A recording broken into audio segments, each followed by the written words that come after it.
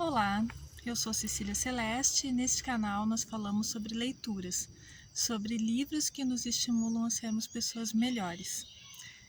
E hoje eu vou falar sobre o autor deste livro aqui. Este é A Dama das Camélias e hoje eu vou falar sobre quem é que escreveu isso? Alexandre Dumas Filho, ou, como uma professora minha dizia, Alexandre Dumas. Você já deve ter assistido, passa na TV aberta uma vez por dia, talvez, o filme O Conde de Monte Cristo ou o filme Os Três Mosqueteiros. Não foi ele quem escreveu esses livros. Quem escreveu Os Três Mosqueteiros, que é muito famoso, já passou várias vezes o filme na TV, ou O Conde de Monte Cristo, foi o pai dele, o Alexandre Dumas. Quem escreveu A Dama das Camélias é o Alexandre Dumas Filho. E este vídeo é sobre a série Quem é que escreveu isso? Bom, vamos saber um pouco mais, tá? Quem foi Alexandre Dumas Filho? Para saber um pouquinho sobre ele, a gente tem que entender, até para compreender, né, este autor, a gente tem que entender essa obra, A Dama das Camélias. Tá? Eu, a primeira vez que tive contato com essa obra foi através da ópera La Traviata, que eu assisti na PUC de Porto Alegre, faz bastante tempo isso. E ali, claro, a gente recebe, né, a sinopse na entrada e falava que era baseado, né, na Dama das Camélias e tal. Bom, mas quem é a Dama das Camélias? Esse livro aqui, ele fala, tem resumo dele em qualquer lugar da internet que você procurar, eu não vou entrar muito no detalhe dele. Ele fala então a história de um trágico relacionamento amoroso entre uma cortesã jovem parisiense da metade do século XVIII. Esse é o livro. Professora, o que é uma cortesã? O que é uma cortesã? Uma cortesã, meu bem, é uma senhorita que ela presta favores e carícias em troca de dinheiro, mas não é para qualquer um, é para quem pertence à alta sociedade. A puta cara, tá? Então essa história aqui, ela vai se passar num período em que está acontecendo o quê? Está começando, né, a se desenvolver a Revolução Industrial na Inglaterra, mas é uma história que acontece em Paris.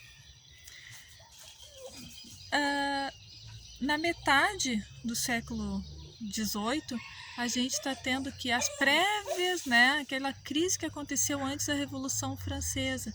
Então é uma sociedade que está se desconstruindo em Paris no século XVIII. E é essa sociedade que está sendo criticada neste livro aqui, A Dama das Camélias. E por que ele traz assim a questão feminina? Grande lance. Agora a gente pode saber um pouco mais sobre quem é que escreveu isso.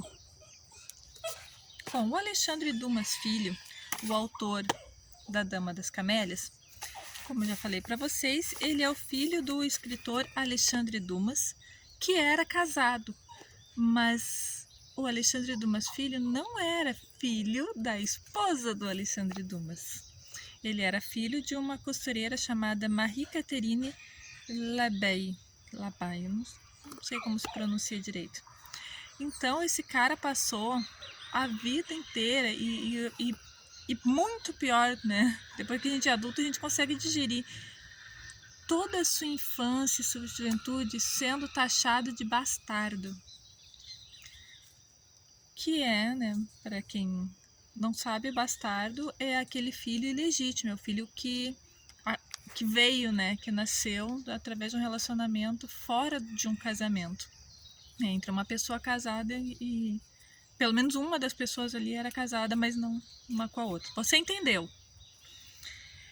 Então, nasce, né, esse filho fora do casamento em Paris em 27 de julho de 1824. Então, ele nasce ali quase na metade do século XIX.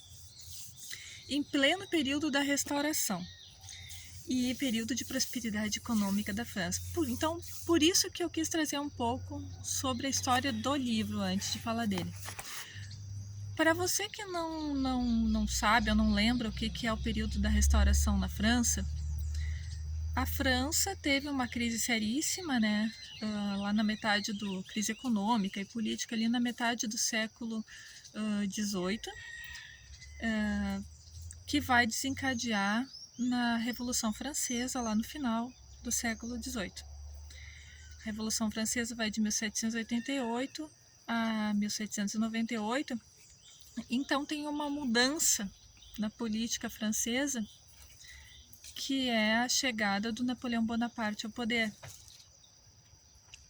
E é um período que é muito complexo para a França, porque a França tem grandes ganhos militares, mas ela impacta muito os países ao redor. E as ações do Napoleão Bonaparte, elas são inclusive, elas têm consequências para o Brasil, porque é por conta das ações dele que a família real portuguesa vem para o Brasil e aí se torna inevitável o processo da independência do Brasil, vai acontecendo a partir disso. Mas não que fosse uma intenção do Napoleão Bonaparte isso, tá, gente? Por que eu estou trazendo isso? Porque quando ele, enfim, é tirado definitivamente do poder, a França passa por um momento que é o tal de restauração, que é nesse momento que nasce o Alexandre Dumas Filho, que é o momento de retorno das monarquias, né, ao poder na Europa, em especial na França, e começa a ter assim, muita opressão política dentro da França, para que nunca mais a revolução voltasse a acontecer. Foi uma coisa complicada, porque existiam grupos que estavam muito preocupados, né, com tudo que houve na França todas aquelas décadas. Então essa restauração política na França, ela se configura também como uma retomada de conceitos e de comportamentos conservadores, extremamente conservadores. Tem que ver o que foi a perseguição religiosa na França, por exemplo, nesse período. E é nesse momento que nasce um filho de um homem casado e uma mulher solteira em Paris. E, né, tudo essa questão assim de retomada do conservadorismo, né? Então, assim, ó, ele em 1831, ele nasce em 24, em 31, quando o pai dele, o Alexandre Dumas, que foi o autor dos Três Mosqueteiros e do Conde de Monte Cristo, foi um cara muito famoso e tal, ele está no auge da sua carreira, lá quando o filho já tem uns 7 anos, e então ele reconhece publicamente o filho. E ele, mais do que isso, ele exige a guarda. Consegue, né? E ele matricula o filho em colégios renomados. Então ele consegue dar uma vida para o filho com uma certa abastança. O Alexandre Dumas Filho, que é o autor desse livro aqui, ele é um rapaz muito inteligente tal, e gostava muito de estudar, e com 16 anos ele já publica a sua primeira coleção de versos. Olha que bacana, né? Quem aí tem 16 anos já conseguiu publicar alguma coisa? Eu não. Eu com 16 anos nem cartinha. E, bom, continuando aqui, né? Então passa um tempo lá em 1844, então quando ele tem 20 anos, seu pai se separa da esposa que ele tinha, né? E esse filho passa a morar com ele e frequentar a sociedade artística francesa. Então ele começa a conviver com muita gente que não está dentro daqueles padrões da alta sociedade, né? Aqueles padrões exigidos pelos conservadores da sociedade francesa. E em um evento, ele conhece a cortesã de luxo Marie Duplessis e se apaixona perdidamente por ela, né? Ela era uma mulher muito elegante e tal. E ele nem se importava com a atividade financeira que ela exercia, na sua atividade profissional. Porque ele estava, né? Era uma paixão, uma coisa assim incrível. Ela é uma pessoa muito bem educada. Acontece que ela estava muito doente, ele já conhece ela doente. Ela tem tuberculose. A tuberculose até hoje é um sério problema de saúde no mundo todo. Naquela época era praticamente uma sentença de morte. Então, o Dumas, né? Vamos o chamar de Dumas, tá? Ele e o seu pai, naquele momento, lá naquela época, eles partem para uma longa viagem. E eles retornam só em fevereiro de 1847, então quase 3 anos depois de ele conhecer a Marie Duplessis. E quando ele retorna, ele fica sabendo que ela faleceu. E aquilo parte o coração dele, né? E ele já estava escrevendo A Dama das Camélias nessa época, e ele publica naquele ano que ele volta a Paris, que é o ano que ele descobriu que ela faleceu. Ele publica então A Dama das Camélias, inspirado na Marie Duplessis. Né? Lembra que eu falei no início aqui que era a história de um trágico relacionamento de uma cortesã com um jovem parisiense? Então é inspirado. Só que, é claro, a história do livro se passa 100 anos antes.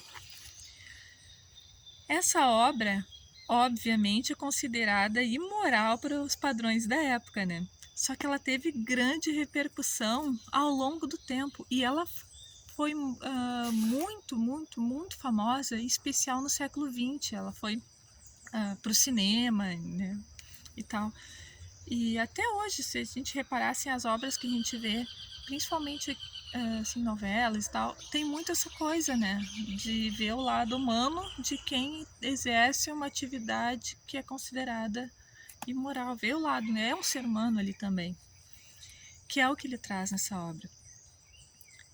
Depois, em 1852, então ele já tem ali quase 30 anos, ele começa a se relacionar com a Nadine Nariskine. Acho que é assim o sobrenome. Vamos chamar de Nadine. Ela era apenas a esposa do embaixador da Rússia na França. Volta umas casinhas, tá? Vai procurar na internet o que foi a história diplomática da França com a Rússia nas últimas décadas ali. Ele só estava pegando a esposa do embaixador da Rússia na França. Eles foram amantes durante 12 anos e tiveram 2 filhas nesse período. Em 1853, então um ano depois, ele escreve Diana de Lis, baseado no seu romance com a Nadine. Em 64, né, ela fica viúva e então os dois se casam. O Dumas, ele se tornou famoso, né? Então, tu vê assim, ele escrevia muito sobre as coisas que ele vivia, mas em especial o lado humano das pessoas, né, que estão marginalizadas. Então ele se tornou famoso por suas peças teatrais que criticavam, primeiro, o moralismo romântico, né, aquela coisa de vida perfeita. Ele criticava muito isso. A riqueza excessiva, porque a gente está tratando aqui um período que da supervalorização de certos grupos sociais, tá? Em especial a supervalorização da alta burguesia como um exemplo de ser maravilhoso, ser a ser seguido, abençoado e tal. Então esse moralismo romântico ele tá com o pau. A riqueza excessiva, o puritanismo dessa burguesia, levantando então as questões sociais, né, e questões não só sociais, mas também as questões psicológicas relacionadas a dramas familiares, porque ele viveu um drama familiar. Ele era aquele filho que não foi um filho desejado propriamente, né, não pelo pai. A prostituição ele trata bastante nas obras dele, o adultério, por experiência própria, e o divórcio, que para a época mesmo sendo permitido ali na França, veja, gente, está vivendo um período de restauração de padrões sociais, não só restauração de padrões sociais, mas de muito conservadorismo, tá, dentro da sociedade. Então ele é um cara que já no século XIX ele defendia o empoderamento feminino, né? Estamos aqui em março, né? Agora é o período que a gente fala muito da questão da mulher, né? Da importância da mulher se empoderar, da mulher buscar os seus direitos, e não só direitos legais, mas também os seus direitos no seu espaço, na sua vida, na sua família, dos seus interesses, né? Buscar se amar mais, né? Já nessa época, muito antes, o Alexandre Dumas Filho já defendia o empoderamento feminino, a igualdade sexual entre homens e mulheres, o perdão à jovem que peca por amor, que isso era uma coisa muito comum da moça, aquela coisa da exigência de casar virgem, né? A moça tinha lá, se apaixonava por um rapaz, aí cedia. Aí o rapaz, né, um sedutor, largava fora e ela ficava mal falada, a família botava ela para fora de casa, muitas vezes grávida, onde é que ela ia parar? Nas casas de prostituição. Então ele é muito feroz assim nos livros dele, nas obras dele. O ódio a esse sedutor, que é o cara que desvia a moça do caminho. Porque pro cara isso não acontecia nada. Beleza, olha só, estamos comendo geral, não sei o que, tô passando rodo. Mas pra moça era a destruição da vida dela. E ele é muito forte assim nessa crítica, assim, nas suas obras. E essa hipocrisia da sociedade, do como somos perfeitos, mas jogamos nossas meninas grávidas para a prostituição, para serem marginalizadas, para, né, serem tratadas como lixo. Né? Até uma questão assim, da violência também, ele tem alguma coisa assim.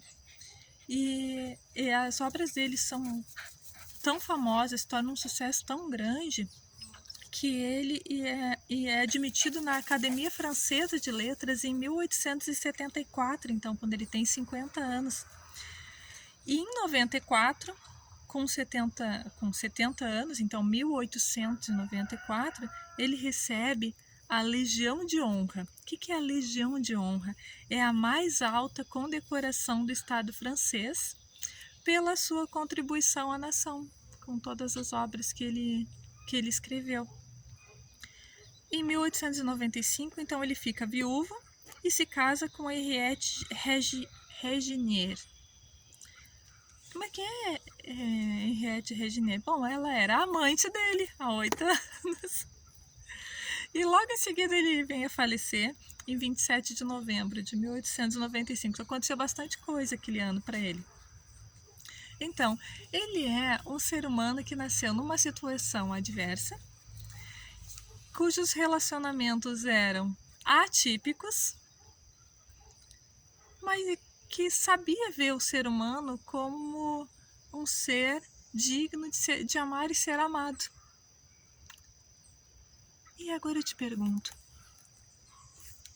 você é capaz de perceber o ser humano como um ser digno de amar e ser amado? Eu sou. Tem certeza que você é capaz de ver o ser humano como um ser digno de amar e ser amado? Vamos pensar nisso um pouquinho. Tem certeza que você aceita o outro, aquele que segue um padrão diferente de você, como um ser humano digno de amar e ser amado?